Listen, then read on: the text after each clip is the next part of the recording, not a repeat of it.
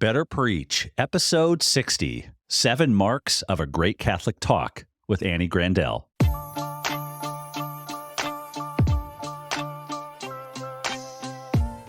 Welcome to Better Preach, a podcast for Catholic leaders on developing and delivering great Catholic talks. I'm your host, Ryan O'Hara, a 25-year vet of college and young adult ministry.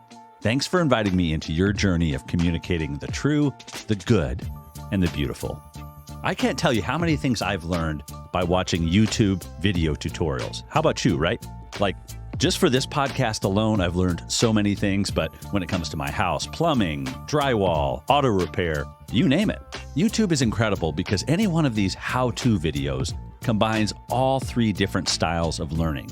You can see, you can hear, and you can watch exactly the steps you need to take to find a broken piece of glass that might be causing your dishwasher not to drain all the way.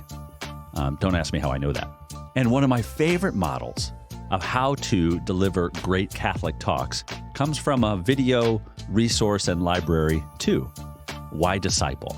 And in my fascinating conversation with their national director, Annie Grandell, we dig into a wide range of topics and then land on what I'd call the 7 marks of a great Catholic talk. This list certainly isn't exhaustive, but it gets us a good way down the road of what I think helps define a great Catholic talk. After serving with NET Ministries and graduating from the University of St. Thomas with a degree in Catholic Studies, Annie Grandell served as a Parish Youth Minister for over a decade for a cluster of 3 parishes in the greater Twin Cities metro area. With a heart for reaching souls with the gospel and teaching the truth of the Catholic faith, she continues to serve the church as the director of YDisciple, a national Catholic leader in training adults to lead small groups of young people that makes disciples.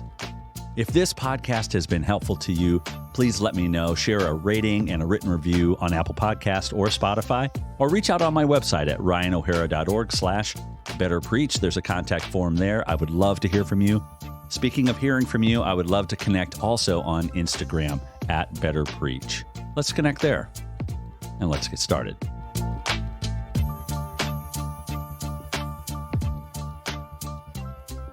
Annie Grandell, welcome to the Better Preach podcast. I'm super excited, pumped to have you on the show today. Thanks for being here. So glad to be here. Thanks for the invitation. You're welcome. So you've been in youth ministry for many years, starting with NET Ministries, 20-some years ago. And you're just trying to make me look old, huh?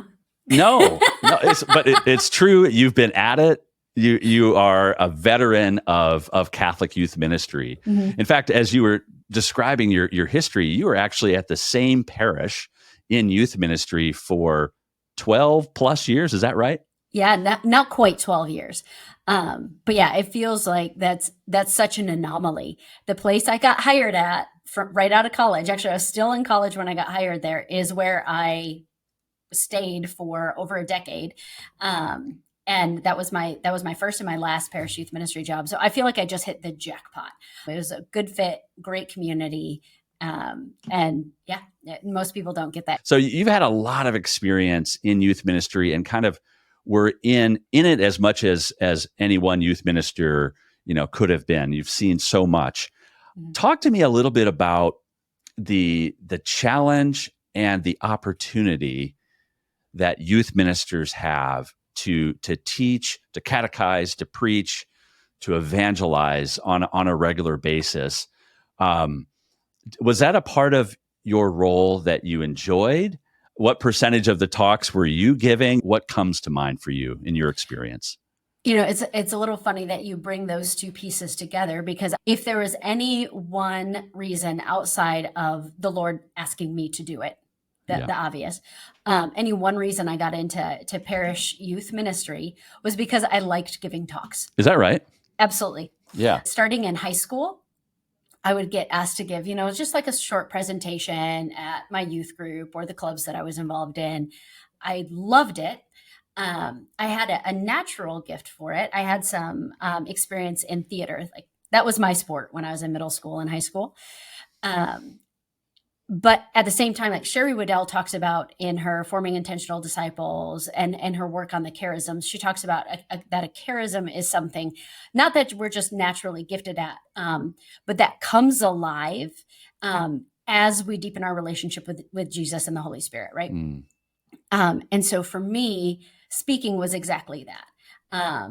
Going right alongside my deepening of conversion, my choice to follow Jesus on my own, not because my family was, this thing came alive in me as well. I talk about Jesus all the time, so I don't know what else I could give a presentation on. I'd probably do fine. I'm comfortable in front of a crowd. Sure. But there's something internally that happens when I'm preaching the gospel. Help me understand what you mean by that. What is happening internally? What is that experience like?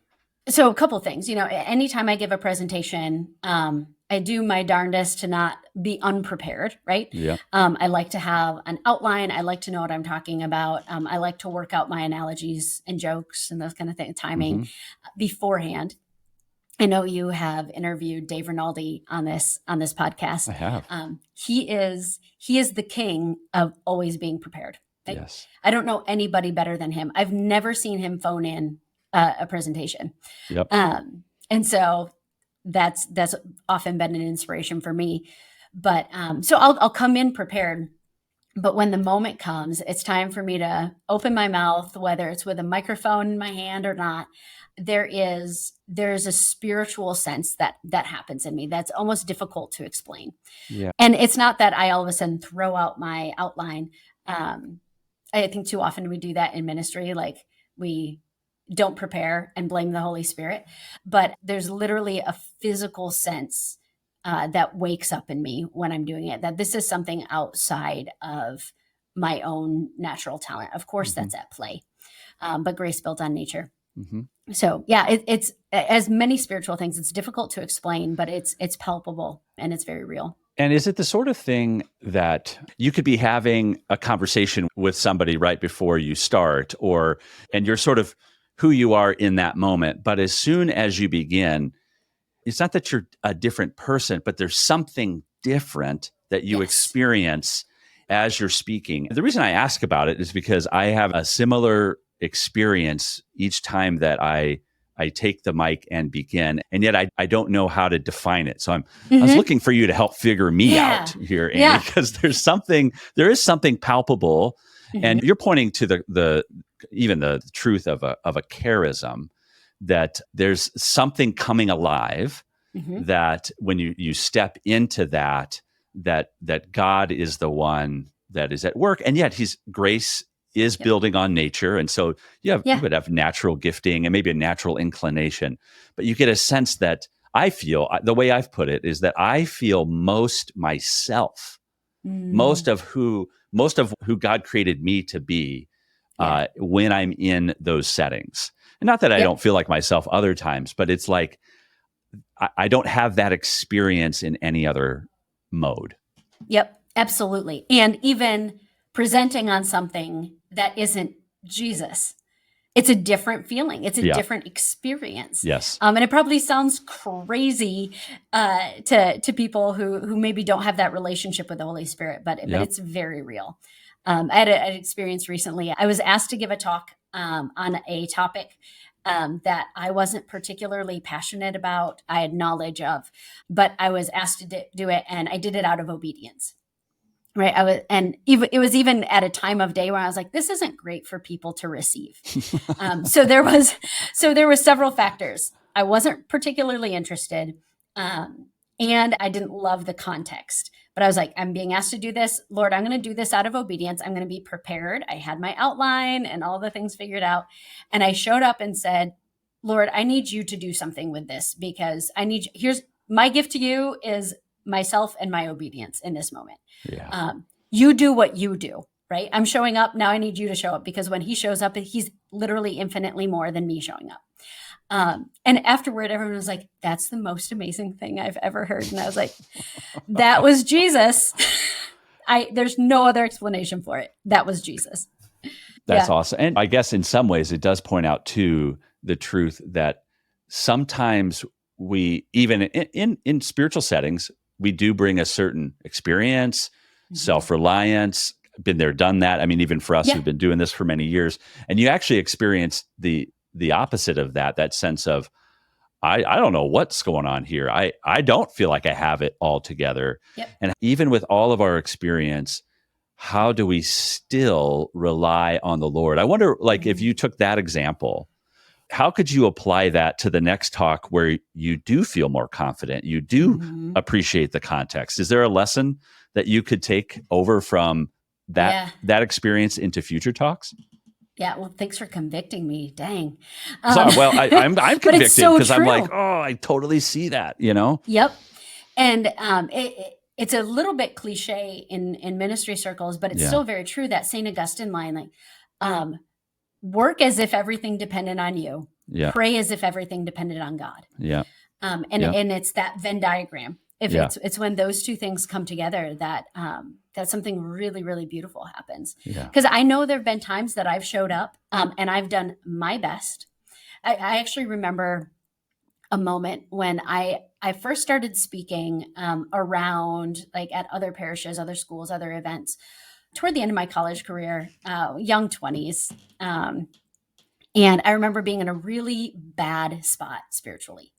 My relationship with the Lord was in a rough spot, and I got hired in to do this talk. I went in and I nailed it on a technical level. Like, it was an excellent talk. And I remember getting into my car and being terrified of what I just did. Because I got up there and I preached the gospel technically beautifully, but it was one of the emptiest things I've ever done. It was not authentic. And I scared myself that I could do that and be that far away from the Lord. So to me, that's the other side of that coin. No, that's right. That's exactly right. That's a pretty powerful moment. And that takes a great amount of self-awareness and honesty. That would have been a hard thing maybe to look at and to realize. What did you do differently as you had that experience, that kind of fright, if you will? Was there a response that you made in the next kind of season of giving talks that changed because of that experience? Well, I would say, I mean, right from that, I got my butt to confession. And started working on my relationship with the Lord. But when you talk about, like, that, it growing into that next season is that really sparked something in me that I work on, though not perfectly ever. Even today, I'm not the one in front of the camera anymore. I'm not as often the one on stage, but with YDisciple, we're creating a product that people are using in ministry with young people. And it has to be coming from a place of authenticity. And so it's that constant gut check. Even though I'm not the one in front of the camera, I'm the one behind this product now. Where is my relationship with the Lord? The same thing can happen, just in a different way. And we're talking about young people, right? We're talking about teenagers. Gen Z in particular can smell inauthenticity from a mile away. And that still has to be true even when I'm not the one up front. It has to be authentic. I'm wondering, as you look back kind of on your career in youth ministry, what were some lessons that you learned about speaking? Maybe some that became real convictions, but also some things that you're like, that didn't go so well, and maybe some hard lessons that you learned yourself along the way. What are some of those strong convictions you have about whether it's speaking to young people or just presenting the gospel to anybody that you've gained over these years in ministry? Yeah, I would say that good ministry is always rooted in relationship. That was a really key point for me early on. Related to that is I learned I had to teach other people how to do it because it couldn't just be the Annie show. There's some people who enjoy my style. There's some people who don't. That's not a deficiency in them, which as much as, like, my 25-year-old self wanted to tell me that. Well, it's their problem. No, I needed to equip other people, and isn't that good ministry, is not making it centered on us, but equipping others, teaching other people how to give a good presentation. Even if it was as short as a 3-minute testimony, I couldn't just say to a lot of people, go give a 3-minute testimony. I mean, I'm sure you've talked about this before. We're talking about something here that is the biggest fear in the world, literally, like next to death. It's actually above it. Right. For some people. I would rather die. Yes. Yes, more people would rather die than get up in front of people. For you and I, it's natural. We've done it many times. It's not a problem. For a lot of people, it's terrifying. Yeah. So how do we help encourage them to be able to still share their story, to still share what the Lord is doing in their life? So not making it all about me was lesson number one. Share with me a little bit about the challenge of equipping others to give talks. What were some of the things that you felt like you did well with that were working well, but maybe some things that, gosh, this was always a hard piece? Because I think it's easier to give a talk myself than it is to equip someone to do it. Absolutely. Yeah. As far as what worked well, I would always try to give them a few things that we wanted them to hit. If we're having a youth group night on the Eucharist, that sounds focused, but that's a massive topic. Yeah. There's so many things that they could do. Yeah. And most people, when they start getting involved and wanting to speak, it's because they're passionate about it, right? And passionate people want to share all the things, right? So helping people hone down what we're going to say here. And teaching them that not saying everything here doesn't mean it's not important. It's in fact so important that we want to say less so it actually has a chance to sink in. So early on, I would say, I need you to give a talk about the Eucharist. That's terrifying. They were stressed out because they're doing all of this research. They don't know where to start. And then the talk probably wouldn't have been as good because they're trying to do everything. Yes. So instead, what I learned along the way is give them bullet points. Give them, okay, these are the 3 things I want you to hit. And so they know where they're aiming, right? It's the old analogy of using a rifle instead of a shotgun, right? When we're focused, it makes it easier for us to prepare, or simpler maybe. And it's better for our audience, because when we talk about like auditory learning, there's only so much people can take in. Their learning bucket gets full pretty quick. Yep. So we need to be really focused and say one thing really well, then 30 things as fast as we can. That's great. So YDisciple, you're the director of YDisciple. Yep. And say a little bit more about what YDisciple is and what it brings to the church today. Yeah, so YDisciple is a digital toolbox. It's not a program, it's not a curriculum, it's a digital toolbox to help adults do small group discipleship with teenagers. So really our first audience is adults, giving them tools to share in a small group context, but also training. It doesn't matter how good our videos are, and I think our videos for teenagers are good. We put a lot of effort into them, but it doesn't matter how good they are if the flesh and blood adult in the room doesn't know how to engage teenagers. So our content is aimed at training adults so they can launch small groups. And we want to give them as many tools as they can so that they can do that successfully. What do some of those digital tools look like for the ones that teenagers might see? Our content is not linear, but it's modular. So instead of saying, here's 25 lessons that you can do with your small group, we do them in approximately 4-session series. So we have a series on discipleship. Everything we do for YDisciple is meant to help young people be disciples. So what does that look like, right? It's a word that's become a buzzword in the church, and so it's lost a lot of meaning. What does it mean to be a disciple? Right. What is the gospel? What does it mean to follow Jesus? 4-week session on that for a small group to do. After that, we say, what else do they want to do? And we have multiple courses that they can put in whatever order is going to make sense for their young people. I'm a firm believer that nobody is interested in answers to questions that they're not asking, in particular teenagers. And so if here's an example. I've got a group of students that I mentored for a number of years. It was their junior year. And I said, what do you think we should talk about this year? I had YDisciple at my disposal, so I knew everything in it was orthodox quality content. I said, what of these things are you interested in? And they said, it's junior year and we're looking at making some big life decisions, and everyone tells us we should ask God about them, but we have no idea what that means. Mm-hmm. So I said, what if we spent some time helping develop a habit of daily prayer so that you're attuned to that voice? So when you ask, you're attuned to that answer. They're like, yeah, let's do that. Let's do that. Great. We did 7 weeks just diving into them building a habit of daily personal prayer. Had we started that small group and I said, okay, you're juniors, we're going to talk about your daily prayer life, it wouldn't have been received in the same way, right? If we don't give them opportunities to do that along the way, it's less likely they're going to take ownership of their faith. So the content we have for teenagers, they're mostly, not all, but they're mostly in these modules that people can put together based on their small group's needs. Then it's conceivable that different small groups might be doing different modules at the same time. Right, exactly. That's the idea. Yep. That's powerful.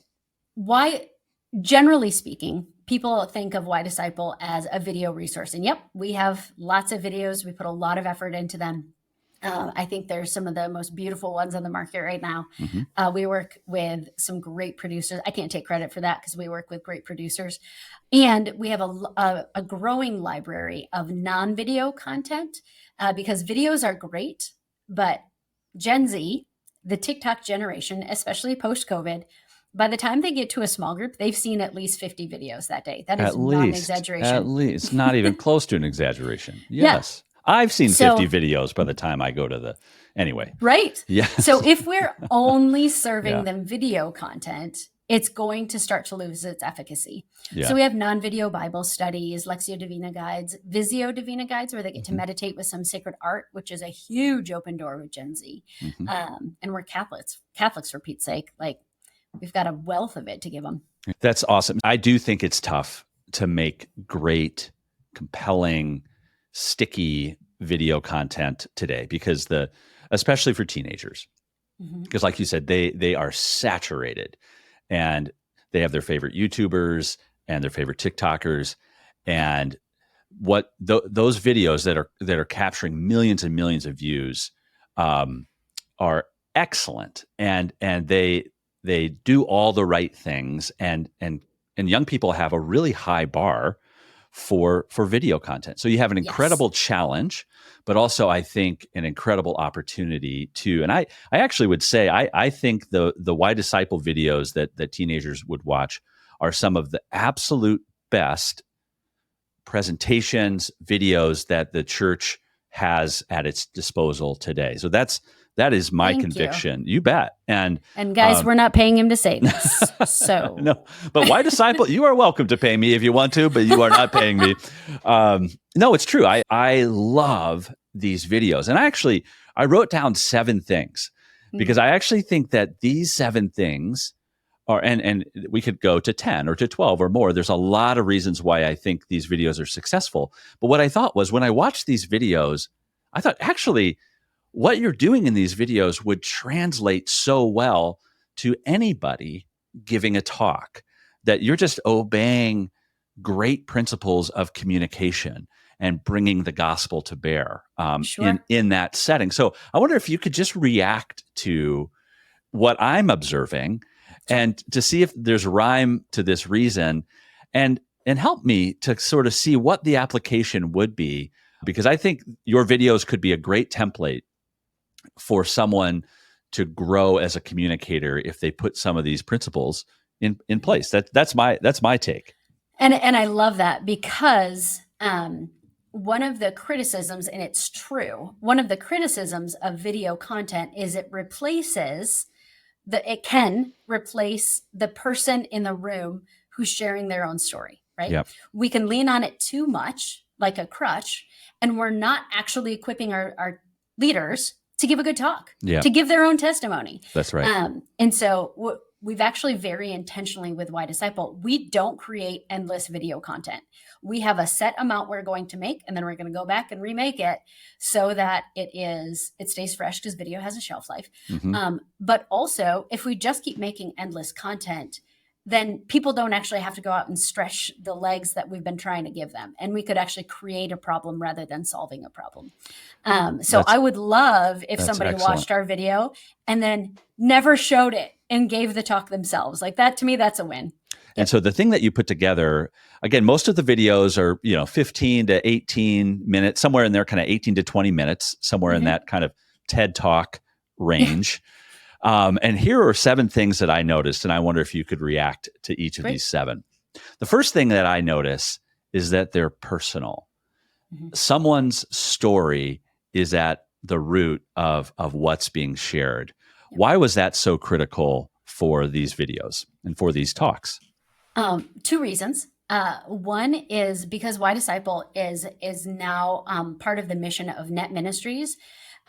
NET has been empowering young adult missionaries to share their testimony since day one. It is in the DNA of NET Ministries. And so if this is our outward facing product, it needs to be in the DNA of YDisciple. Testimony driven content is what NET does great. And we wanted to jump in on that. The second piece is we're talking about a generation that is literally being sold something every minute of their waking life. I think it's something in the range of 5,000 advertisements a day they see. Right. So a talking head, even as engaging as Chica, is not going to land if they don't have a reason to listen to her.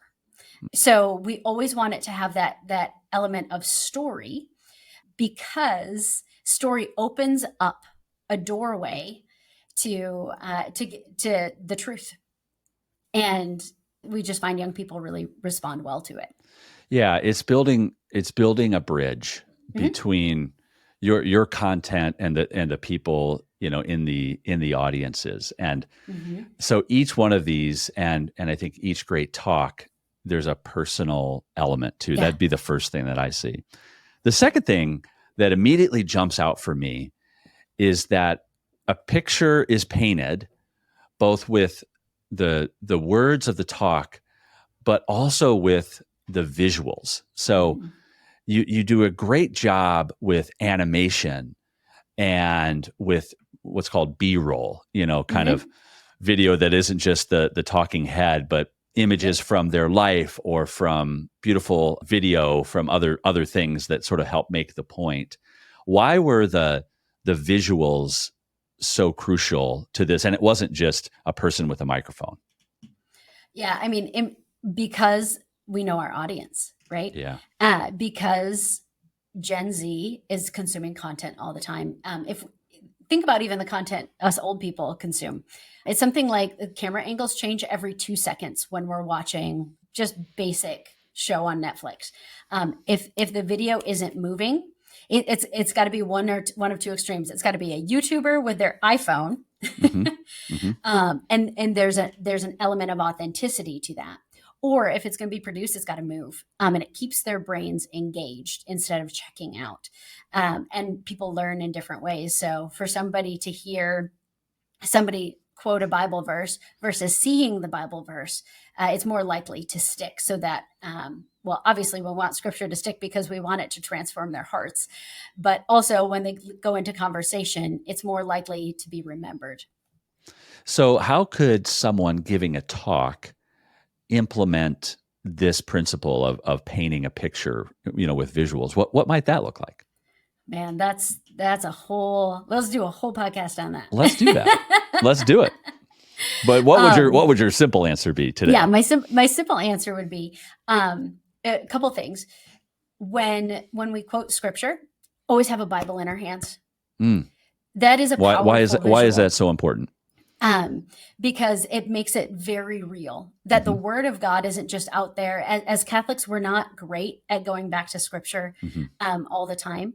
So to watch somebody open their Bible is powerful, to realize like this is real and it's accessible to me because I have one of those on my shelf in cellophane from my first communion. Some people like to put things up on a screen with things like PowerPoint. Use it in a limited way. But it's a way of just engaging the mind. If there's something really, really memorable, we want to stick with folks. So. No, that's great. So that principle is it's helpful to make the point, to grab attention, and it'd be easier to do in a video, but I think helping to actually bring something to life that people can see and they're not just hearing about, can help a talk. The next thing that I see, and I know as you're writing and helping to develop this content, is that these videos aren't just put together day of. There's a ton of preparation, painstaking preparation that must go into this. How important is being prepared? And you've already started to talk about it. How important is being prepared, and what does that preparation look like for the average person out there giving a talk? Yeah, I mean, it's absolutely critical for more than two reasons. For two reasons that I'm going to mention now. One is your audience is worth it. The people that you're speaking to are giving you the incredible gift of their time and attention. They deserve more than me phoning it in. They deserve my preparation because of their just inherent dignity. On the second level, is we're talking about something so important. I'm not talking about how to use my technology platform. I'm talking about the person of Jesus Christ. And I desperately want to do that right. And so I will write things out verbatim. Often my outlines are verbatim, what I'm going to say. And I don't read it, but that was part of my rehearsal. And it makes sure that my theology is right. Because in theology, if we use the wrong preposition, now we're in heresy territory. So it's really important to get it right. And sometimes if we can riff, and if we don't have enough sort of theological background, we can riff heretically, and unintentionally. Yeah. But I think, so you write it all out verbatim. Yep. Once you have it in verbatim, what are your next steps before you give a talk? Yep. So what I do is I highlight keywords. So key phrases. If it's something theological, I make sure the whole thing is highlighted so that I know I need to say this exact thing. But I write it out. For me, that's just how my brain works. Yeah. I can visualize myself giving this talk. I can visualize that joke landing or not landing. So I put it in a different spot. And so I'll type it all out, and then I just go through and highlight, and then I will bring that stack up with me and likely not look at it very often. But it's all part of the rehearsal process. And then when I do need to refer to those bigger things, I have it right there in front of me. So if we saw your notes, they'd be all verbatim with some highlights. Yep. Love it. So make it personal, paint a picture. You got to be prepared. The next thing I see these YDisciple videos doing is utilizing pacing really well, that things are always moving. But it also, there's a simplicity, it's direct, you jump right in, and you don't feel like anything is belabored. Again, 18 minutes or so. Right. How critical is pacing in these videos, and how can people deploy that principle when giving talks? It comes down to knowing our audience, right? Young people in general, but I would say teenagers in particular, have a short attention span. And we say that, sometimes people say that and it sounds like an accusation, like, oh, kids these days. Well, kids these days are a result of what they've been given, right? Yeah. And so if we say, hey, this is really important, like the Eucharist is very important. I need you to sit still for an hour while I tell you all of the things. That's not understanding my audience. Yeah. That's not understanding where they're coming from. Often maybe they've been in school all day and they're tired of being still and quiet. It's reading the room. But we make them intentionally short because we want there to be breathing room for them to actually process and discuss what's being said, instead of us just downloading information in them. Again, going back to just basic human dignity, they're worth more than that. They're worth more than me just pouring content in them. There's several things out there that they can do that. They can find that on YouTube. What we want to do is we want to create space for them to wonder and say, well, what about this? And ask questions. Yeah. Which brings me to the next observation I make. A few times in the video, you'll have intentional pauses, and maybe there's a prompt, a small group, or like a discussion question, or maybe it's just discuss. How could presenters live utilize that same principle? The person I've seen do it best, her name is Dr. Tanita Maddox. Okay. She works for Young Life. If you're familiar with Young Life, the evangelical ministry organization, they do just beautiful work. She gave a talk on understanding Gen Z that's out there in the wild. You can watch it, and she's amazing. But so if you watch her longer form talks just on Vimeo, she always does a pause. She'll talk for maybe upwards of 10 minutes, and that's it. And she pauses and gives people a turn and talk prompt. And I've seen her maybe once or twice even say, like, you don't have to turn and talk to the person next to you if you don't want to. Just for you to stop and think about, what do you think about X, Y, Z? Because some people turning and talking to their neighbor is like equivalent to purgatory. Yeah. But she bakes that into her talks, even to adults. But because her specialty is Gen Z, she knows that they need those breaks mentally if they're going to have a meaningful conversation, if they are going to give it a chance to let it soak in. Fantastic. So make it personal, paint a picture, always be prepared, keep in mind pacing, and implement pauses where you can for discussion and reflection. The last two things, you could talk about them together. Sure.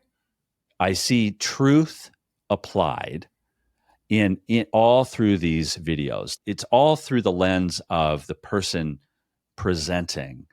But then, so that's the foundation, is that they're giving a witness. But there's always this effort to apply it to everyday life. It isn't just learning something for the sake of knowing that thing. Right. So talk about how we help people apply truth in their lives through talks. But lastly, all of these talks have the gospel of our salvation in Jesus Christ as the center. They're gospel centered. So how do we help people apply truth in talks, but always keeping the gospel central? Yep. So that first piece, that application is absolutely critical to everything we do with YDisciple. Even our leader guides that have the questions for the discussions, they follow the same rhythm: connect, discuss, commit. Connect can be just, how was your week? Maybe there's a game. The discussion, using the videos as prompts. But they always land on that last moment of commit. How do we take what we heard and apply it, even in a simple way, right? What is one little thing we can do to start putting this into practice in our life? Because it's not enough to have just good theology. Good theology is absolutely critical, but it's not enough to just know. I know many people who could ace a theology test who have no relationship with the Lord. What does it look like to actually live out these things? And so there always needs to be an opportunity for that kind of invitation to put it into place in their lives. With YDisciple, because it's happening in the context of a small group, you'll see the next leader guide actually says, start with, ask them how it went. I, as a speaker up front, can make a challenge, give them something that they can do and put into practice in their life. But as a speaker, I'm not going to be there next week to say, how'd that go? And that's why relationship is so critical to all of this, because we need somebody who's going to follow up with us and somebody who's going to give us the space and freedom to fail at it. Yep. That we can say and be honest, I didn't pray this week. And we know that two things are going to happen. One, they're going to encourage us to do it again. And they're still going to love us, even when we falter. Yeah. And so imagine real quick, like if you didn't propose something practical, you didn't give people some way to choose how they wanted to commit. If you remove all of that, you not only remove the opportunity to actually put something in practice, you remove the opportunity to learn that it's okay to fail, particularly in community, and that we can keep going. Because again, that feels a little bit more like real life, what you just described, the failure piece, than just getting it right every time. And I love that. That's such a valuable perspective on why it's important to give people practically something to do, but to do so in community. Mm-hmm. And so what about the gospel-centered piece? Why is that so crucial? I'm so, well, because it's everything, right? It is. But I'm particularly excited that you're asking this question. It's something that I am, as a speaker and as a woman, particularly important to me. Saint Mary Magdalene is the patron saint of preachers. Because after the resurrection, she was the one who went to the apostles and said, "He is risen." She was the first to proclaim, "He is risen." And so I take that to task myself, like that is what I am called to do. Yeah. But the reason I started doing it in the first place was because I went to a talk many years ago given by Ryan O'Hara. No. About It's hilarious. I told you before this, I was like, "Ooh, please ask that question," and I'm not going to tell you now because I cannot wait to tell this story on your podcast. So I was a youth minister. I'd been a youth minister for probably 7-8 years, so I was not new. But I went to this training event that Ryan was speaking at, that you were speaking at, and it was on the kerygma.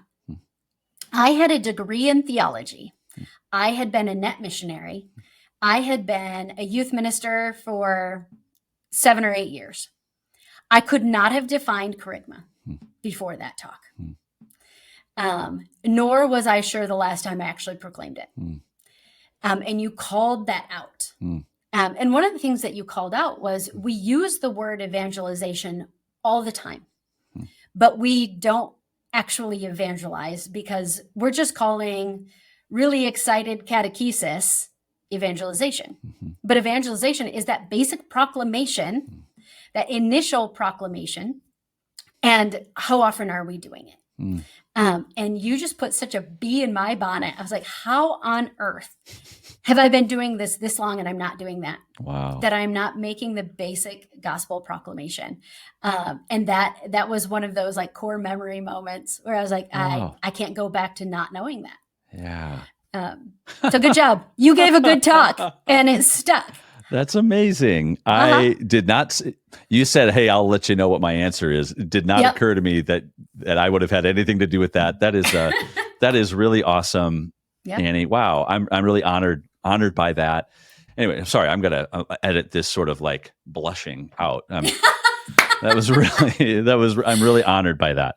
Like it just warms my heart to ever know that that people are listening and it actually impacts them. And anyway, that's just that made my morning. Thank you for that.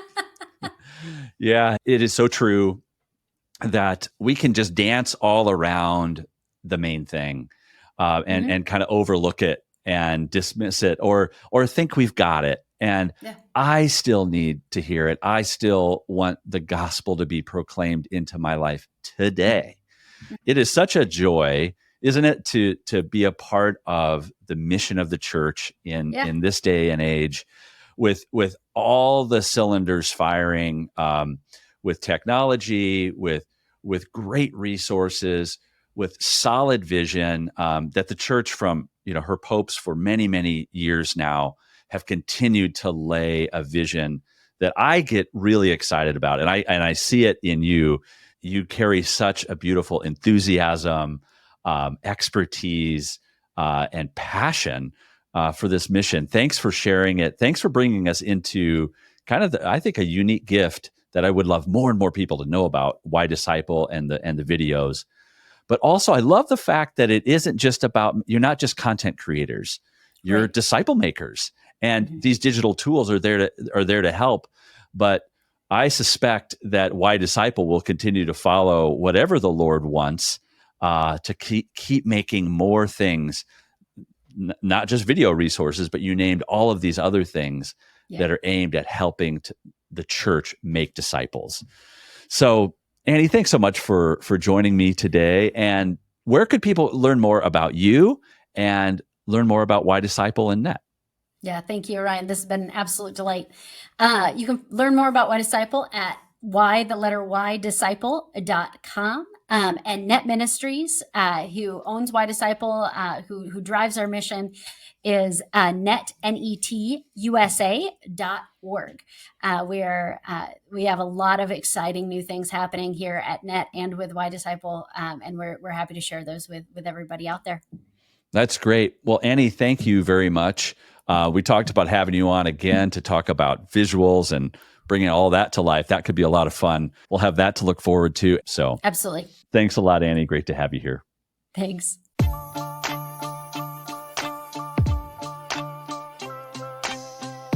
If this podcast has been helpful to you, please reach out on Apple Podcast or Spotify by leaving a rating and written review, or reach out on my website at ryanohera.org/betterpreach. There's a contact form there. I'd love to connect. And you all have millions of choices when it comes to podcasts. Thanks for pressing play today. See you next time.